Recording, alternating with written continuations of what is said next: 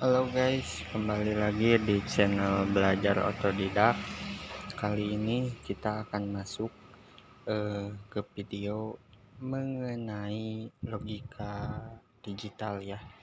Nah, untuk kalian yang belum menonton video part pertamanya, kalian bisa menonton dulu dan akan saya simpan link di deskripsi video ini ya.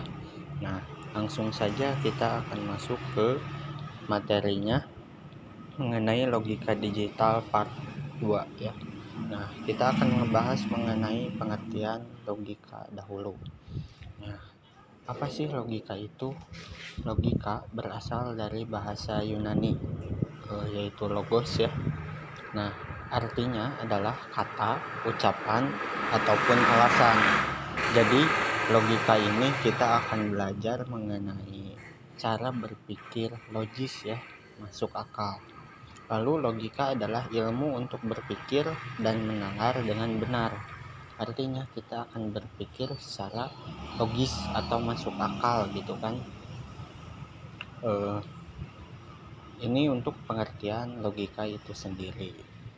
Nah, selanjutnya kita akan memahami bagaimana sih logika itu sendiri. Yang pertama ada premis. Kita akan belajar di sebuah pernyataan terlebih dahulu ya. Premis adalah sebuah pernyataan gitu. Lalu kita akan belajar di argumen. Argumen adalah usaha untuk mencari kebenaran dari premis. Lalu kita simpulkan. Dan yang terakhir adalah konklusi, yaitu kesimpulannya itu sendiri. Oke, tanpa lama-lama kita akan masuk dulu ke premis atau pernyataan. Nah, pernyataan identik dengan kata. Nah, apa sih kata itu? Kata itu adalah rangkaian huruf yang mengandung arti. Nah, ketika kita membuat sebuah pernyataan, kita akan identik dengan kata ini. Lalu yang kedua ada kalimat. Kalimat adalah kumpulan kata yang disusun menurut aturan tata bahasa dan mengandung arti. Jadi kalimat ini adalah kumpulan dari kata-kata yang sudah kita susun tadi, gitu kan. Nih, mengenai pernyataan premis itu ada kata kalimat. Lalu pernyataan ini yang pertama ada kalimat deklaratif, yaitu kalimat yang bersifat menerangkan. Jadi kalimat yang menerangkan sesuatu gitu kan. Nah, kita akan bahas. Kalimat deklaratif adalah kalimat yang sudah bisa ditentukan nilainya. Jadi nilainya ini sudah tertera gitu kan. Nah, misalkan saya mempunyai sebuah contoh. Di sini saya mempunyai contoh, misalkan Ahmad adalah seorang pria. Nah, ini kan sudah jelas nilainya bahwa Ahmad ini adalah seorang pria gitu. Lalu ada contoh yang kedua gitu kan. Misalkan 2 tambah 2 sama dengan 4. Nah, ini sudah jelas gitu kan bahwa 2 tambah 2 adalah 4. Maka nilainya benar gitu. Lalu yang kedua ada kalimat terbuka gitu. Nah, kalimat terbuka ini adalah kalimat yang belum bisa ditentukan nilainya, baik benar ataupun salah. Misalkan di sini saya mempunyai sebuah contoh, pandaikah dia? Nah, di sini ada pertanyaan, dia itu siapa? Ini belum bisa gitu ya ditemukan nilainya. Lalu yang kedua adalah X tambah Y sama dengan 2. Nah, di sini ada pertanyaan lagi, X-nya itu berapa dan Y-nya itu berapa. Jadi belum bisa ditentukan nilainya gitu kan. Nah, ini untuk kalimat kedua atau kalimat terbuka gitu kan. Nah, selanjutnya ada penalaran. Penalaran bisa kita bagi dua, penalaran deduktif. Nah, penalaran deduktif yaitu penalaran yang didasarkan pada premis-premis yang diandaikan benar untuk menarik kesimpulan gitu. Nah, Contohnya adalah semua mahasiswa baru mengikuti ospek. Galang adalah mahasiswa baru, maka kesimpulannya adalah Galang mengikuti ospek. Nah, di sini si Galang ini kan mahasiswa baru, sedangkan mahasiswa baru itu harus mengikuti ospek. Jadi kesimpulannya Galang mengikuti ospek gitu kan. Nah, lalu yang kedua ada penalaran induktif. Nah, penalaran induktif ini adalah penalaran yang didasarkan pada premis-premis yang bersifat fakta atau faktual yang nantinya bisa kita tarik kesimpulan yang bersifatnya umum gitu. Nah, misalkan saya mempunyai sebuah contoh. Di sini ada ayam satu berkembang biak dengan telur. Lalu ada ayam kedua berkembang biak dengan telur. Sampai ayam berapapun, maka hasilnya adalah ayam akan berkembang biak dengan telur. Maka bisa kita tarik kesimpulan bahwa semua ayam itu berkembang biak dengan telur. Nah, ini untuk penalaran induktif ya. Jadi sifatnya fakta dan bersifat umum. Lalu ada penghubung kalimat. Di sini ada negasi. Untuk lambangnya sendiri seperti ini, artinya adalah tidak konjungsi atau dan ya. Lambangnya seperti ini. Nah, setelah ini kita akan bahas mengenai negasi, konjungsi, dan disjungsi itu sendiri seperti apa pengertian dan contohnya. Nah, ini untuk lambang-lambangnya kalian harus benar-benar paham gitu ya, dan tahu mengenai lambang-lambang ini sendiri. Untuk implikasi dan biimplikasi mungkin akan kita bahas di next video ya. Kita akan bahas dulu mengenai negasi, konjungsi, dan disjungsi itu sendiri. Dan kalian harus benar-benar paham dan mengerti mengenai tiga materi ini. Langsung saja. Yang pertama adalah negasi. Apa sih negasi itu?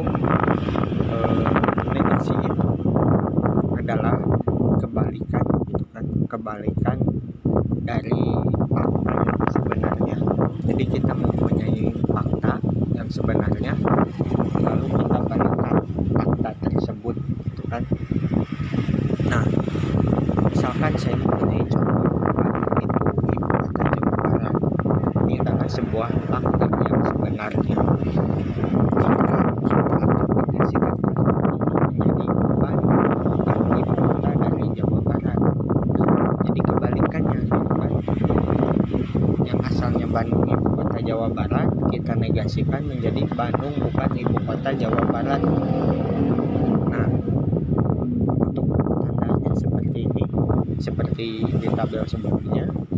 Lalu pengertiannya, jika P di atas bernilai true atau benar, maka negasi P adalah bernilai false atau salah, dan sebaliknya gitu. Ini kan benar. Jika negasinya adalah salah, maka ketika kita negasikan akan bernilai true, ataupun sebaliknya seperti contoh ini. Yang ini bernilai true, kita negasikan menjadi false gitu ya, salah. Yang kedua ada diskonjungsi. Nah, apa sih konjungsi ini?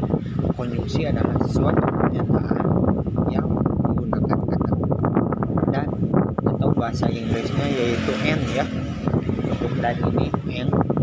Nah, misalkan saya mempunyai sebuah contoh di sini dan notasinya sendiri seperti ini. Kalian harus benar-benar paham dan tahu notasinya sendiri. Bisa dikatakan lambang ya notasi itu. Nah, misalkan contohnya yaitu P, Galang itu ganteng, lalu Siki, Galang itu pandai. Jika kita konjungsikan, maka P konjungsi Ki adalah Galang itu ganteng dan pandai gitu. Jadi kalimatnya itu disambung gitu ya, menggunakan kata penghubung dan. Lalu untuk pengertiannya sendiri, P konjungsi Ki akan bernilai benar jika P ataupun Ki bernilai benar.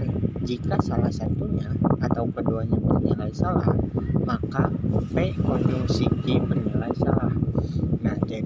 konjungsi ini tuh harus keduanya bersifat benar. Jika salah satu salah, maka akan menghasilkan nilai false atau salah. Nah, lalu gimana jika ada salah satu yang nilai false? Kita akan membahas di materi selanjutnya, yaitu disjungsi. Pernyataan yang menggunakan kata penghubungnya yaitu or ya, atau or itu bahasa Inggrisnya. Untuk notasinya sendiri seperti ini, kalian sama harus tahu dan paham. Misalkan P or Q atau P disjungsi Q akan bernilai benar jika P maupun Q bernilai benar. Tuh. Nah, jadi jika salah satu ada nilai yang benar, maka disjungsi ini akan menghasilkan nilai true ya, atau benar gitu. Berbeda dengan konjungsi. Selanjutnya kita akan masuk kepada implementasi. Di sini saya akan menggunakan Microsoft Excel untuk implementasinya sendiri. Saya buat 3 sheet ya. Di sini yang praktek pertama akan ada konjungsi terlebih dahulu. Saya mempunyai nilai V dan nilainya itu sendiri ada 4, true, false, false. Dan untuk nilai Q saya mempunyai nilai true, false, false. Nah, ingat bahwa konjungsi itu sendiri kata penghubungnya adalah dan. Jika kita masukkan kata dan ini ke dalam bahasa Inggris, itu bahasa Inggrisnya adalah and. Jadi saya bisa menuliskan sebuah rumus di Microsoft Excel adalah and dari mana? Dari P4 ya, dan juga C4. Kita lihat kondisinya. Jika true dan true, maka akan menghasilkan nilai true ya, karena konjungsi itu harus keduanya true. Jika salah satu ada yang bernilai false, maka akan menghasilkan nilai false. Seperti contoh yang kedua ini, true dan false. Jika kita masukkan konjungsinya, maka hasil yang akan didapat adalah nilai false ya. Nah, untuk selanjutnya ini sedikit trik saja untuk Microsoft Excel. Jika kalian tidak mau capek untuk menulis ulang rumus, kalian harus tulis ulang seperti ini kan, itu sangat ribet ya. Kalian bisa benyain saja dari rumus yang ada, dari rumus pertama yang sudah kalian tulis. Misalkan ini kan sudah ada rumus nih ya, saya alihkan ke pojok kanan bawah supaya si mouse-nya itu tanda tambahnya berubah menjadi hitam. Lalu kalian benyain ke bawah, maka rumus kalian pun akan otomatis terisi dengan sendirinya. Nah, ini untuk dan atau konjungsi. Yang kedua, disjungsi. Disjungsi ini adalah, ingat, atau ya, atau itu bahasa Inggrisnya or. Dan disjungsi ini harus ada nilai true 1. Maksudnya jika ada nilai true 1, maka akan menghasilkan nilai true gitu.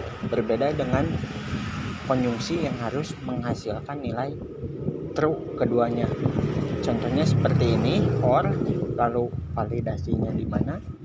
Setelah itu untuk yang lainnya bisa kalian benyain saja. Nah, ini untuk disjungsi. Nah, selanjutnya untuk negasi itu sendiri. Nah, kan negasi itu not ya, kebalikan gitu. Nah, kebalikan ini bisa saya tulis di Microsoft Excel-nya dengan rumus not gitu, not dari validasi mana gitu. Nah, misalkan P ini kan bernilai true.